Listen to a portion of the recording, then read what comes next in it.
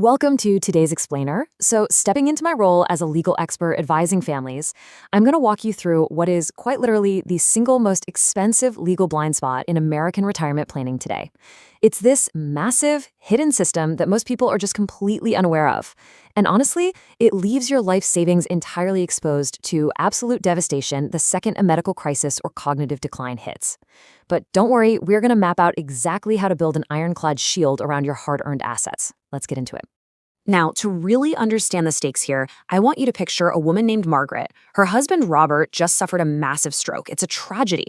Margaret rushes to the bank, right? She needs to access their $600,000 IRA to pay for his skilled nursing care.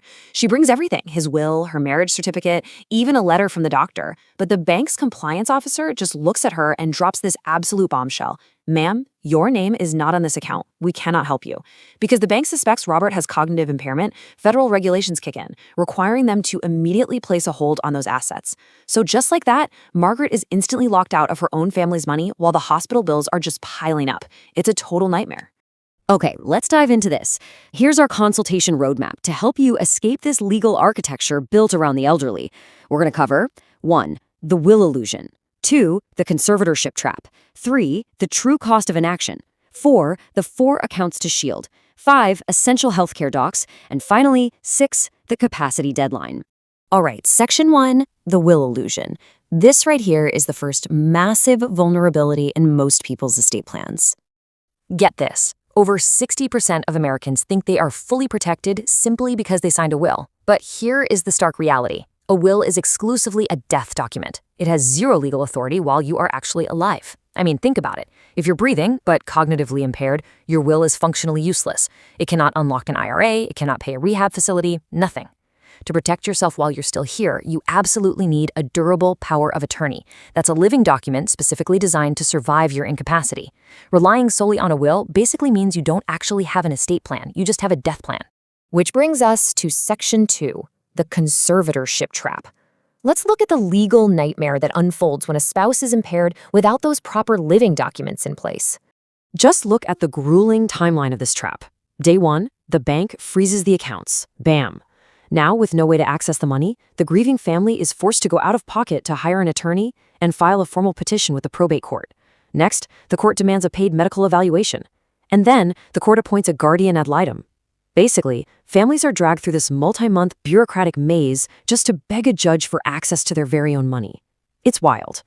Now we really need to talk about what a guardian ad litem actually is. It is literally a court-appointed stranger. And the sheer absurdity here? This stranger, who usually charges anywhere from $250 to $400 an hour to investigate the victim's spouse, is paid directly out of the victim's frozen bank accounts. Yeah, you heard that right. The court literally forces you to fund a private investigation into whether your own family deserves access to your money. It's basically a legal racket. Moving on to Section 3, the true cost of inaction. We need to look at the hard numbers driving this whole probate industrial complex because, spoiler alert, it is entirely built on billable hours. And this brilliantly illustrates the stark financial contrast we're talking about. Look at Scenario 1, the reactive conservatorship. Between the initial $8,000 attorney retainer, the court fees, that guardian ad litem we just talked about, and say $10,000 in mandatory CPA fees for annual court accountings, an estate can easily bleed $35,000 over 5 years. It's devastating. Now compare that to Scenario 2, proactive planning. You spend roughly $4,000 for a one-time flat fee to set up a durable power of attorney and a revocable living trust, and your ongoing court costs drop to absolutely zero. It's a night-and-day choice between horrific, reactive legal carnage and highly efficient asset preservation. Okay, let's shift into solution mode. Section 4, 4 accounts to shield. I'm going to give you the exact legal checklist you need to protect your specific assets. First up, retirement accounts, so your IRAs and 401ks. For these, you absolutely require a properly drafted, notarized, durable power of attorney, and it must be submitted to your specific financial custodian. And listen, the word durable here, completely non-negotiable. It is the specific legal mechanism that ensures your designated agent's authorization actually survives your cognitive incapacity. Without that word, the document is useless when you need it most. Next, we have brokerage accounts. Here, you'll want to utilize transfer on death, or TOD designations. But crucially, you should retitle the account into a revocable living trust. Why? Because retitling it into a living trust is incredibly powerful. It bypasses the probate court entirely. If you lose capacity, the successor trustee you've named simply steps in, seamlessly, to manage the account. No judge's permission required. The third category is checking and savings accounts. One of the biggest dangers out there is keeping a large bank account in only one spouse's name. Don't do it. You need to establish joint ownership with right of survivorship, along with payable on death, or POD, designations. Joint ownership is your safety net. It guarantees that if one spouse is suddenly impaired, the other spouse has uninterrupted access, physically preventing that terrifying bank freeze. And the fourth category is real property. For your home, you must implement joint tenancy, an enhanced life estate, which is also known as a ladybird deed, and automatically transfers the home upon death without court interference, or, again, retitle the home into a revocable living trust. I really want to stress this. If your home is solely in your name and you lose capacity, your spouse literally cannot legally sell or refinance that house to pay for your medical care, not without dragging the family through conservatorship court first.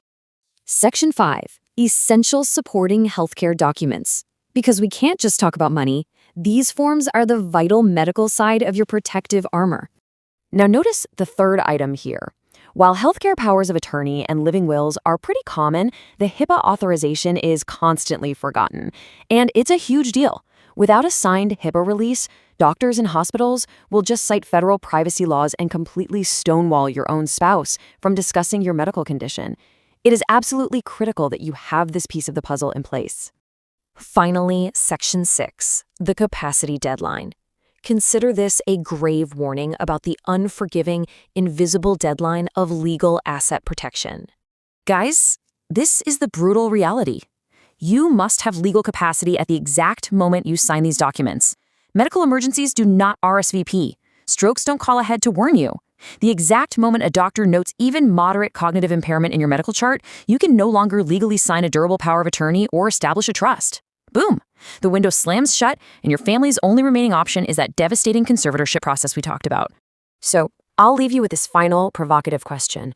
If something happens to your brain tomorrow, who do you want managing your money? Your family or a court-appointed stranger? Please take immediate action. Construct your legal armor today, before that capacity window closes on you and your loved ones. Thanks so much for joining me for this explainer. Stay sharp and stay protected.